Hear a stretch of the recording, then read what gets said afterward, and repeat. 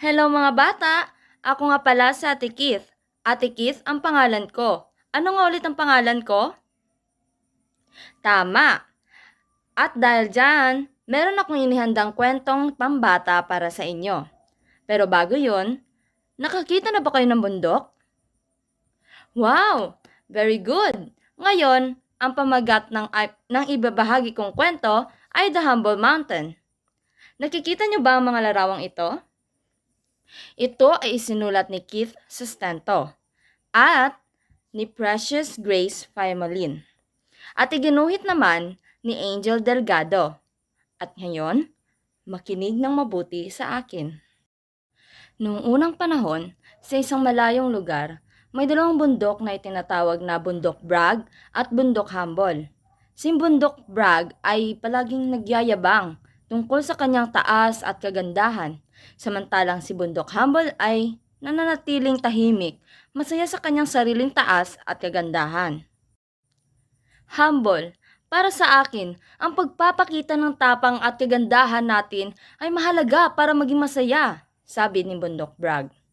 Naiintindihan ko, Bragg, pero ang tunay na kaligayahan ay nasa pagiging mabuti, hindi sa pagyayabang, tugon naman ni Bundok Humble. Sa palagay ni Bundok Humble, hindi niya kailangan magyabang para malaman ang kanyang halaga. Pero patuloy na sinasabi ni Bundok Bragg na dapat ipakita ni Bundok Humble ang kanyang halaga sa lahat. Isang araw, dumating ang isang napakalakas na bagyo.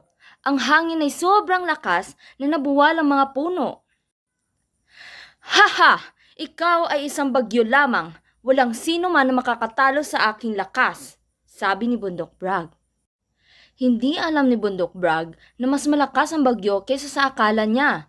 Ang malakas na hangin ay sumira sa kanyang mga gilid at ang ulan ay nagdulot ng pagguho ng mga lupa.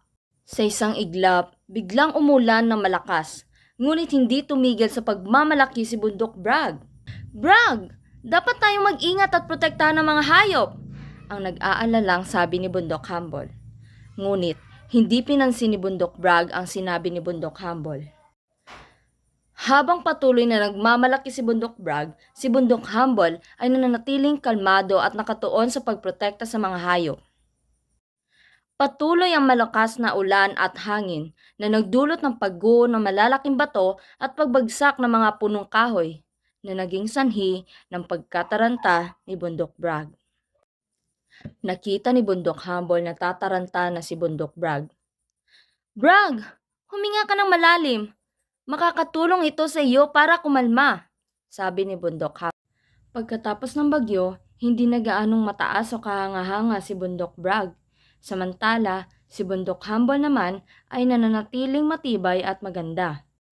Napagtanto ni Bundok Bragg ang kanyang pagkakamali at nakaramdam ng hiya sa kanyang pagiging mayabang. Pagkatapos ng bagyo, humingi ng tawad si Bundok Bragg kay Bundok Humble. Humble, pasensya na dahil sa pagiging arogante ko sa panahon ng bagyo, sabi ni Bundok Bragg.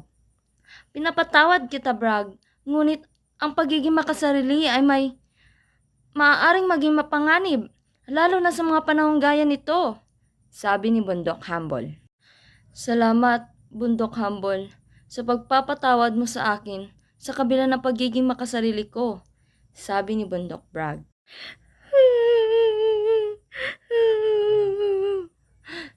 Umiiyak si Bundok Bragg. Mula ngayon, nagpasya akong maging mapagkumbaba at maging mabait tulad mo, sabi ni Mount Bragg habang umiiyak. Lumapit ang mga hayop kay Bundok Humble at nagpasalamat sa kanya dahil sa pagprotekta sa kanila. Tayo lang ang magkakasama dito, kaya tulungan natin ang isa't isa, sabi ni Bundok Humble. May natutunang mahalagang aral si Bundok Bragg dahil sa bagyo. Dahil ikaw ang pinakamatangkad o ikaw ang pinakamaganda ay hindi nangangahulugan na ikaw ay mas mahusay kaysa sa iba, sabi ni Bundok Bragg. Sa paglipas ng panahon, si Bundok Bragg at Bundok Humble ay naging magkaibigan. Mas nauunawaan nila ang isa't isa at natutuhan nila kung gaano kahalaga na maging mabait at magtulungan. At diyan nagtatapos ang ating kwento. May natutunan ba kayo mga bata? Kung ganon, ano ang natutunan niyo sa ating kwento? Tama, ang pagmamataas sa sarili ay dapat nating baguhin dahil ito ang dahilan ng ating kamalian at magiging resulta ng negatibong kahihinatnan. Mas mabuting maging mapagkumbaba at kontento sa kung ano ang mayroon ka at maging kontento sa pagpapala na binigay sa iyo. Sa uulitin, ako nga pala si Ate Keith. Hanggang sa muli mga bata, bye-bye!